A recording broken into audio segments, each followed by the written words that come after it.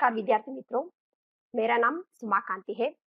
पिछले 9 साल से मैं साइंस एकेडमी पीयू कॉलेज में हिंदी लेक्चरर के तौर पर काम कर रही हूँ। कोविड के अनिवार्य परिस्थिति के कारण आज हम और आप लोग आमने सामने नहीं हो पा रहे। कोई बात नहीं, आशा है बहुत जल्दी ही हम लोग मिलेंगे। सबसे पहले साइंस एकेडमी कॉलेज में आप सबका हार्दिक स्वागत है। आपने दावणगेरे के बेस्ट कॉलेज साइंस एकेडमी को सेलेक्ट किया है। तो अनिवार्य परिस्थिति होने के कारण तो हम लोगों को ऑनलाइन क्लास को कंडक्ट करना पड़ रहा है। अब हम विषय पर आते हैं। हिंदी आप लोगों ने क्यों लिया है? क्योंकि आप सबको हिंदी बहुत ज्यादा पसंदीदा सब्जेक्ट है, या फिर ये भी हो सकता है कि ज्यादातर बच्चे 10th में सीबीएसई के होंगे, या फिर हिंदी स्कोरिंग सब्जेक्ट है, इसीलिए आप लोगों ने ये चयन किया होगा या सेलेक्ट किया होगा। तो देखिए, आपने बिल्कुल कोई गलती नहीं किया है। हिंदी सेलेक्ट करके आपने बढ़िया सा काम किया है, क्योंकि हिंदी स्कोरिंग सब्जेक्ट है। साइंस में क्या होता है, पीसीएमबी को आपको ज्यादा ध्यान देना पड़ता है। जो आपने हाई स्कूल में पढ़ा है वो अलग हो जाता है, यहाँ पर आने के बाद माहौल बिल्कुल भी अलग हो जाता है। आपको पीसीएमबी एक नया सा लगने लगता है, आपको पूरा कंसंट्रेशन जो है उसी पर देना पड़ता है। इसीलिए हिंदी आपको बहुत ज्यादा तैयारी करने की या फिर बहुत ज्यादा एफर्ट करने की जरूरत नहीं पड़ता है, आराम से आप स्कोर कर सकते हैं। इसीलिए हिंदी तो बहुत ज्यादा इजी सब्जेक्ट है। तो हिंदी आपने जो लिया है, इसमें तो अगर आपकी लिखावट अच्छी है, सुंदर लिखावट है, आपको पढ़ना लिखना आता है, तो 95% एबो आपका आना ही है, मतलब आ ही जाएगा, इसकी गारंटी मैं दे देती हूँ। देखिए, इसमें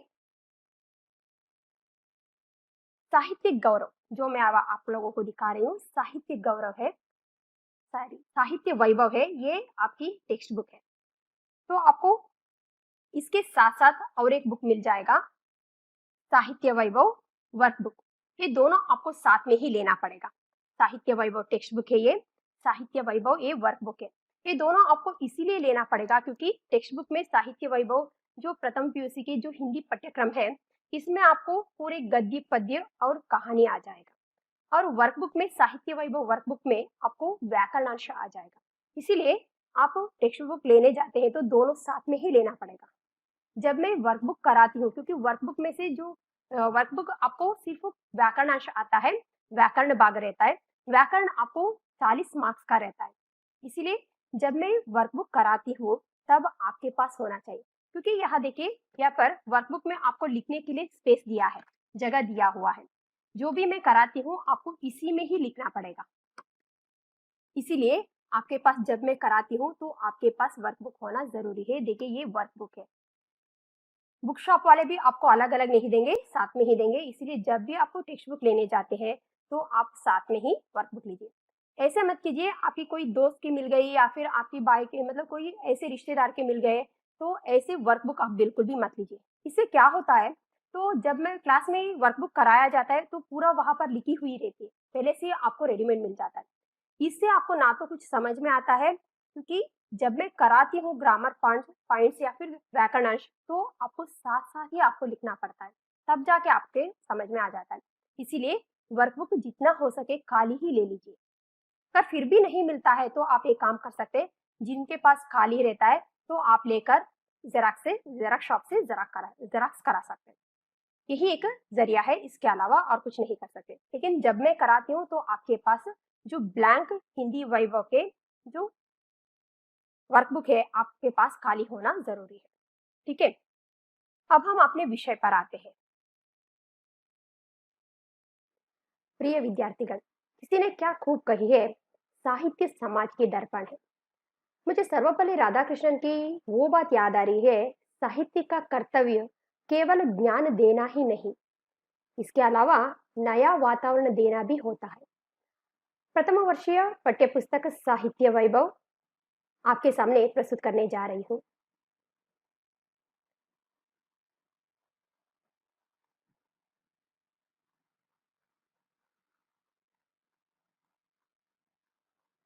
इसमें इसमें 29 रचनाकारों की रचनाओं को सम्मिलित किया गया है। साहित्य से उभरने वाला चिंतन हमें उन्नत स्तर पर ले जाता है।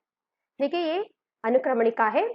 आज हम प्रथम पीयूसी हिंदी पाठ्यपुस्तक साहित्य वैभव डिटेल और नॉन डिटेल सिलेबस के बारे में जानकारी प्राप्त करेंगे। ये देखिए, ये अनुक्रमणिका है। अनुक्रमणिका को 3 सोपानों में विभक्त किया है। प्रथम सोपान यानी पहला भाग गद्य भाग आता है। इसमें कुल मिलाकर 10 गद्य है। आज एक एक गद्य के बारे में, जो या पाठ आपको क्यों रखा गया है, उन सब के बारे में हम लोग प्रकाश डालेंगे। पहला गद्य, पहला पाठ है बड़े घर की बेटी, मुंशी प्रेमचंद जी द्वारा लिखी गई है। बड़े घर की बेटी यानी बड़े घर में जो पली बड़ी, जो प्रतिष्ठित घर की, जो संपन्न परिवार के जो लड़की रहती है, उसे बड़े घर की बेटी कहते हैं। एक इस पाठ की जो क्या है अर्थ है, ये मुंशी प्रेमचंद जी द्वारा लिखी गई है। बड़े घर की बेटी मुंशी प्रेमचंद जी द्वारा लिखी गई सर्वश्रेष्ठ कहानियों में एक है।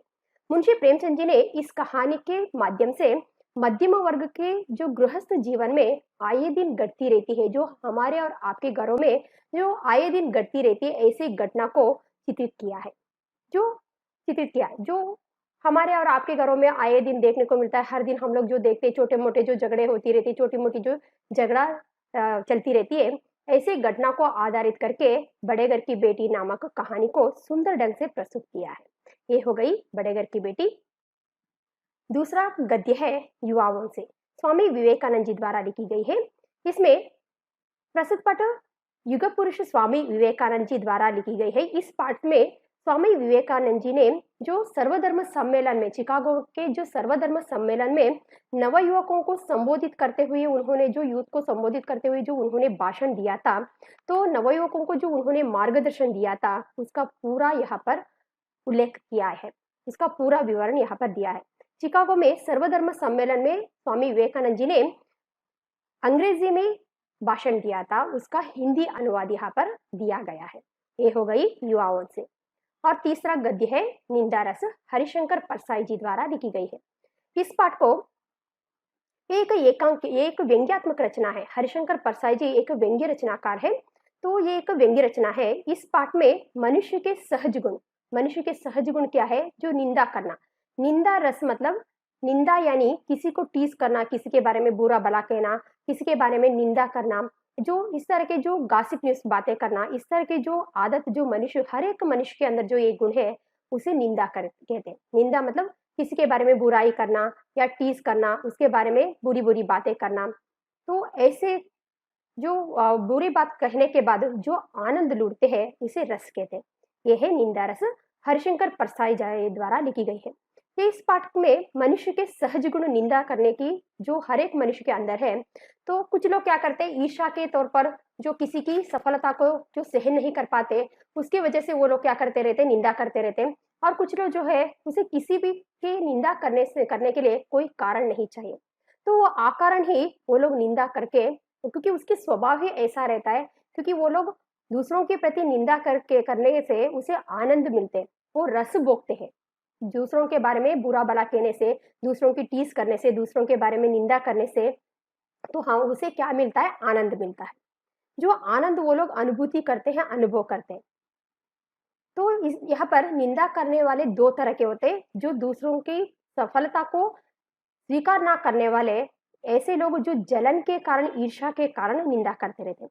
और दूसरे तरह के लोग हैं, उसे ऐसे लोग क्या करते हैं, उसे किसी की तरक्की से कोई लाभ नहीं है, नष्ट नहीं है, फिर भी वो आदत से मजबूर होकर, क्योंकि उसके स्वभाव वश अकारण ही वो दूसरों के बारे में निंदा करते रहते हैं। लेकिन अंतर यह है कि ईर्ष्या के बल पर जो निंदा करने वाले लोग और अकारण निंदा करने वालों के बीच अंतर यह रहता है कि जो जलन के कारण निंदा करते रहते हैं, वो लोग खुश नहीं रह पाते।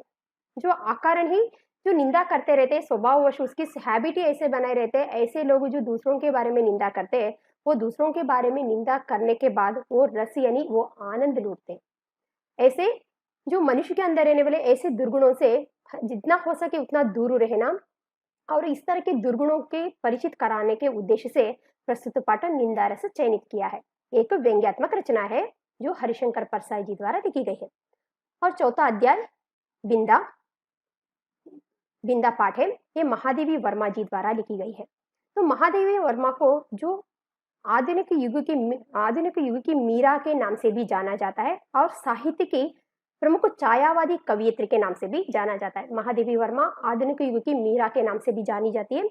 और इतना ही नहीं, साहित्य के प्रमुख छायावादी कवियत्रों में से ये भी एक है। ये बिंदा एक लड़की का नाम है जो महादेवी वर्मा के द्वारा लिखी गई है। देखिए, बिंदा एक लड़की की कहानी है, एक महादेवी वर्मा की बाल्य सखी है। एक कहानी जो है ये संस्मरण शैली में है। संस्मरण का मतलब यह है कि किसी की स्मृति पर या स्मृति के आधार पर किसी भी विषय हो या फिर व्यक्ति पर जो लेख लिखा जाता है उसे संस्मरण शैली कहते हैं। समझ में आ रहा है ना? संस्मरण शैली में है बिंदा। संस्मरण मतलब क्या है? किसी भी व्यक्ति के जो उसके यादों में खोकर उसे याद कर करके किसी घटना हो या फिर व्यक्ति उसके जीवन पर घटी हुई घटनाओं को याद करके जो उसके बारे में जो लेख लिखा जाता है उसे संस्मरण शैली कहते हैं। वो भी तो एक गद्य की प्रमुख विधा माना जाता है, उसका भी एक भाग है। प्रस्तुत रेखा चित्र बिंदा को अतीत के चलनचित्र से लिया गया है। ये महादेवी वर्मा की बाल्य सखी का नाम है जो खिलने से पहले ही मुरझा जाने वाली जो असहाय निरीह लड़की की कहानी है जो अपनी माँ छोटी उम्र में उसकी माँ मर जाती है। मर जाने के बाद सौतेली माँ की जो व्यवहार के क्रूर व्यवहार को जो सहन नहीं कर पाती, खिलने से पहले ही जो मुरझा जाती है, ऐसे एक निरीह बालिका की कहानी है बिंदा, जो आज भी महादेवी वर्मा के स्मृति पटल पर यादों में आज भी जीवित है। उस पर आधारित एक संस्मरण है बिंदा। 5वां पाठ है बाबा साहेब डॉक्टर अंबेडकर। शांति स्वरूप बौद्ध जी द्वारा लिखी गई है। देखिए, बाबा साहेब डॉक्टर अंबेडकर जो एक जीवनी है, जीवनी का मतलब है जीवन साहित्य की महत्वपूर्ण विधा माना जाता है, महत्वपूर्ण अंग माना जाता है। किसी भी व्यक्ति के जीवित काल के या जीवित समय पर उसका चरित्र चित्रण किया जाता है, अर्थात किसी व्यक्ति के जो संपूर्ण जीवन जन्म से लेकर मृत्यु तक उसके पूरे संपूर्ण जीवन के जो वृत्तांत रहता है, उसके जीवन पर उसकी शिक्षा कैसी है, जन्म कहाँ हुआ है, उसकी विद्याभ्यास कहाँ है, मतलब उसकी जीवन कैसी है, उसके बारे में जन्म से लेकर मृत्यु तक जो उसके पूरे जीवित काल को जो लिखा जाता है उसे जीवनी कहते हैं। ये बाबा साहेब डॉक्टर अंबेडकर शांति स्वरूप बौद्ध जी द्वारा लिखी गई एक जीवनी है। बाबा साहेब इस प्रस्तुत जीवनी में बाबा साहेब अंबेडकर की जन्म, उसकी शिक्षण कैसा हुआ, किस तरह से उन्होंने संघर्षपूर्ण जीवन यापन करके उन्होंने शिक्षा प्राप्त की, उसके बाद भारत के नवनिर्माण के लिए, भारत के संविधान रचना के लिए उनकी योगदान क्या है, या बाद में संविधान शिल्पी के नाम से किस तरह से पूरे देश भर में वो जाने गए, इन सारे विषयों के बारे में प्रस्तुत जीवनी बाबा साहेब डॉक्टर अंबेडकर ने प्रस्तुत किया है। अब 6th लेसन, दिल का दौरा और एंजाइना, डॉक्टर यतीश अग्रवाल जी द्वारा लिखी गई है। दिल का दौरा एंजाइना एक विज्ञान से संबंधित एक कहानी, मतलब एक लेख, एक निबंध शैली में है, विज्ञान से संबंधित है। ये स्वास्थ्य के 200 सवाल नामक पुस्तक से संग्रह से ये चयन किया गया है। इसमें दिल का दौरा और एंजाइना, दिल का दौरा यानी क्या है? Heart attack. जो दिल के जो दौरे पड़ते हैं ना उसे दिल का दौरा कहते हैं, हार्ट अटैक कहते हैं, कन्नड़ में हृदयाघाता कहते हैं। और एंजाइना, एंजाइना यानी दिल के एंजाइना, फर्स्ट ईयर में आप शायद साइंस में पढ़ेंगे। तो एंजाइना का मतलब है जो दिल के दौरे यानी हार्ट अटैक की जो पूर्व की स्थिति रहते हैं उसे कहते हैं। तो ऐसे समय में आपको दिल की किस तरह से ख्याल रखना चाहिए, क्या क्या सिम्टम्स है, तो जो हार्ट अटैक पेशेंट को क्या क्या एहतियात बरतना चाहिए, क्या क्या फूड रिस्ट्रिक्शन करना चाहिए, क्या क्या खाना चाहिए, आपके स्वास्थ्य पर किस तरह से आपको संभालना चाहिए, क्या क्या दवाई लेना चाहिए। अगर आप ऐसे हार्ट अटैक पेशेंट, दिल के मरीज अगर अस्पताल चले गए तो वहां पर आपको क्या क्या जांच किया जाता है, टेस्ट किया जाता है, उसके बाद क्या क्या ट्रीटमेंट दिया जाता है, उन सब के बारे में यहाँ पर जिक्र किया है। ये दिल का दौरा एंजाइना पूरा जो लेसन है प्रश्न और उत्तर के तौर पर है। यहाँ पर लेखक जी एक एक प्रश्न जैसे पूछते जाते हैं, उस मतलब प्रश्न के अनुसार वो डॉक्टर यतीश अग्रवाल, वो भी एक कार्डियोलॉजिस्ट है, हृदरोग तज्ञ है, वो सारे प्रश्न के उत्तर देते। सारा जो लेख है प्रश्न और उत्तर के आधार पर मौजूद है। 7th लेसन, मेरी बद्रीनाथ यात्रा। देखिए, मेरी बद्रीनाथ यात्रा विष्णु प्रभाकर जी द्वारा लिखी गई है, एक यात्रा संस्मरण है। यात्रा संस्मरण का मतलब है तो किसी भी यात्रा में चले जाते, विष्णु प्रभाकर जी बद्रीनाथ की यात्रा करने के लिए निकल गए। वहां पर जाने के बाद वहां के उन्होंने क्या क्या देखा था, वहां पर प्राकृतिक सौंदर्य के बारे में, और बद्रीनारायण की जो यात्रा के दौरान उनको उनकी क्या उसके ग्रुप में कौन-कौन से लोग थे, कहाँ-कहाँ से आए थे और वहाँ के प्राकृतिक सौंदर्य क्या है, हिमालय की घाटी के बारे में, वहाँ के रमणीय सौंदर्य के बारे में प्रस्तुत मेरी बद्रीनाथ यात्रा इस जो यात्रा संस्मरण है उसमें प्रस्तुत किया है। अब 8th लेसन नालायक विवेकी राय जी द्वारा लिखी गई है। प्रस्तुत कहानी नालायक विवेकी राय जी द्वारा लिखी गई है। इस कहानी में नालायक का मतलब है जो किसी भी काम के लिए नहीं आते, जो बेकार पड़े रहते, ऐसे लोगों को नालायक कहते, जो निकम्मे लोग रहते हैं उसे नालायक कहते। तो नालायक का मतलब इस प्रस्तुत एक व्यंग्यात्मक रचना है और इसमें जो नालायक यानी जो थर्ड डिवीजन में जो हाई स्कूल पास होते हैं, ऐसे लोगों की मनोदशा कैसी रहती है, इसको अच्छी तरह से दर्शाया गया है। और साथ ही आजकल की जो ज्वलंत समस्याएं हैं, जो बेरोजगारी जैसी ज्वलंत समस्या पर भी जो प्रकाश डालने की कोशिश विवेकी राय यानी लेखक ने किया है। ये हो 9th लेसन है राष्ट्र का स्वरूप, वसुदेव शरण अग्रवाल जी द्वारा लिखी गई एक निबंध शैली में है। विद्यार्थियों को राष्ट्र के स्वरूप से बली भांति यानी अच्छी तरह से परिचित कराने के उद्देश्य से इस जो निबंध को चयन किया है। राष्ट्र का स्वरूप यानी यहाँ पर राष्ट्र के स्वरूप को 3 भागों में विभक्त किया है, भूमि, जन और जन के अंदर रहने वाले संस्कृति। इन तीनों के सम्मिलित से राष्ट्र का स्वरूप बनता है। और 10th लेसन रिहर्सल। रिहर्सल यानी जो किसी भी नाटक को रंगमंच पर दर्शाने से पहले हम लोग बार बार कई बार उसकी जो हम लोग प्रैक्टिस करते हैं उसे रिहर्सल कहते हैं। रिहर्सल एक एकांकी है जो ओम प्रकाश आदित्य जी द्वारा लिखी गई सर्वश्रेष्ठ एकांकियों में एक है। एकांकी का मतलब है एक अंक वाला नाटक। इसमें तो थोड़ी सी समय में ही जो बहुत ज्यादा विषयों को जो प्रेक्षकों को देने की जो एक माध्यम माना जाता है। रिहर्सल एक हास्य रचना है। ये हो गई 10 गद्य भाग। आगे के वीडियो में जो द्वितीय सोपान पद्य भाग के बारे में प्रकाश डालेंगे। अब इतना ही, धन्यवाद।